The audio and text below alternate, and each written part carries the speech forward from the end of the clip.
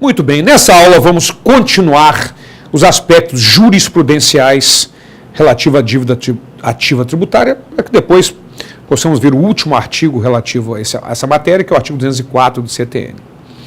É importante colocar aqui, para que a gente possa dar sequência no raciocínio, um aspecto comentado no final da última aula que nós temos aqui. É um aspecto fundamental. Vamos recordar esse detalhe, vamos lá. De acordo com o STJ, a indicação na certidão da dívida ativa do nome do responsável ou corresponsável, sócio, por exemplo, confere ao indicado a condição de legitimado passivo, mas não confirma a presunção, a não ser por presunção relativa, à existência da responsabilidade tributária. Matéria que, se for o caso, deverá ser decidida pelas vias cognitivas, de conhecimento próprias, especialmente a dos embargos à execução. Mas observe que cabe, nesse caso, ao sujeito passivo, uma vez que o seu nome como sócio está inscrito, consta na certidão da dívida ativa, caberá a ele a dilação probatória, a produção de provas para mostrar que ele não tem responsabilidade pessoal por aquilo. A empresa não pagou, ficou numa situação difícil, mas ele não teve responsabilidade. Continua, STJ. É diferente a situação quando o nome do responsável tributário não figura na certidão da dívida ativa.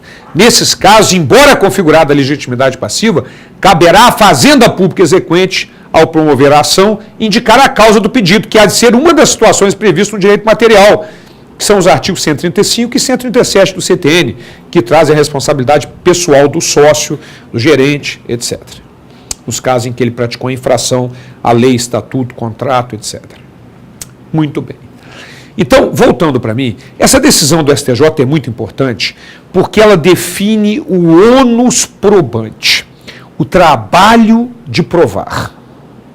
Enquanto, se na certidão consta o nome da empresa e do sócio, na certidão da dívida ativa, caberá ao sócio o ônus probante, caberá ao sócio provar que ele não tem responsabilidade, através dos embargos à execução. No entanto, se o nome dele não estiver inscrito na dívida ativa, para que a Fazenda Pública possa redirecionar a execução para o sócio, há necessidade que a Fazenda Pública prove, baseado no direito material, artigo 135 e 137 do CTN, que traz a responsabilidade pessoal, por infração a estatuto, lei, etc. Cabe à Fazenda Pública provar que o sujeito passivo é responsável pessoal, sim, e que pode haver o redirecionamento da execução fiscal para ele. Ora, por que é tão importante esse aspecto?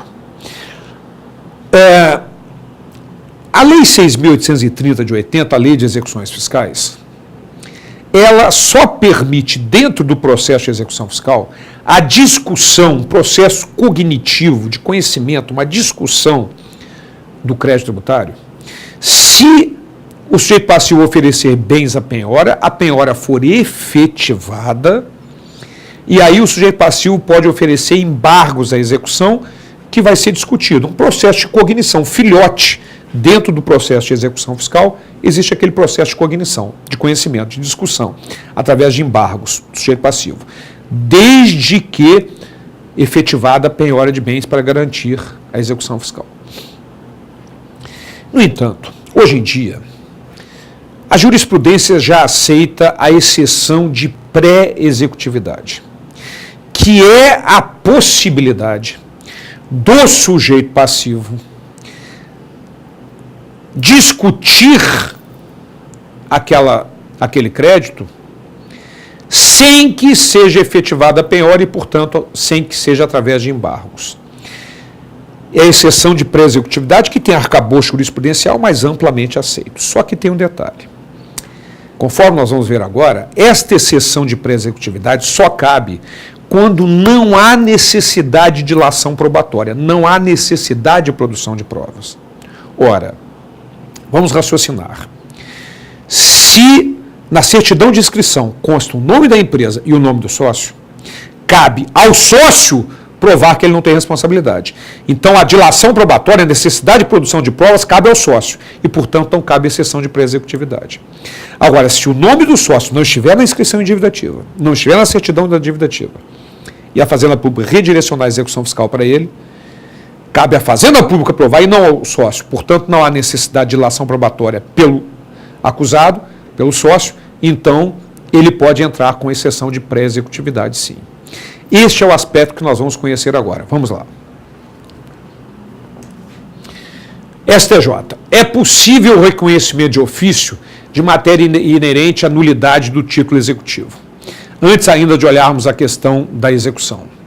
No entanto, o insignificante defeito formal que não compromete a essência do título executivo não deve reclamar por parte do exequente um novo processo com base em um novo lançamento tributário para apuração do tributo devido, posto conspirar contra o princípio da efetividade aplicável ao processo.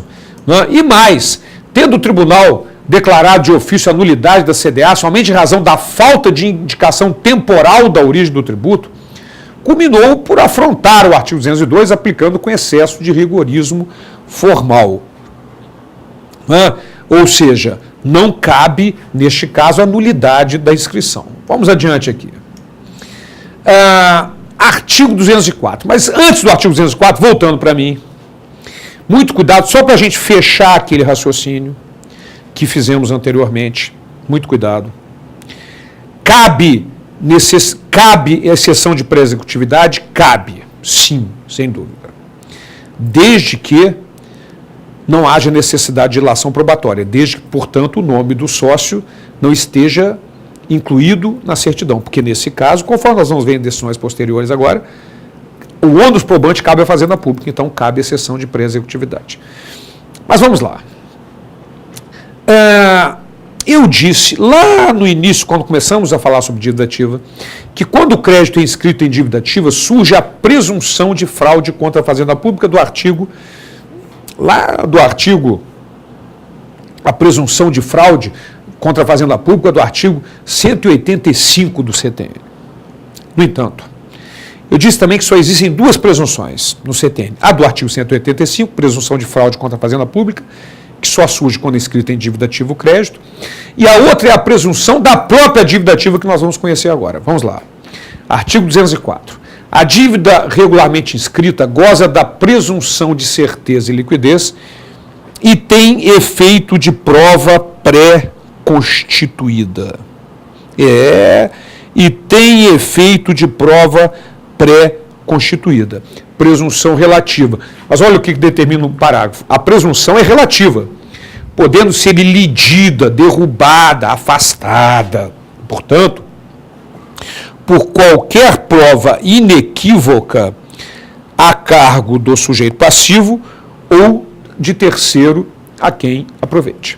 Então, esta é uma presunção do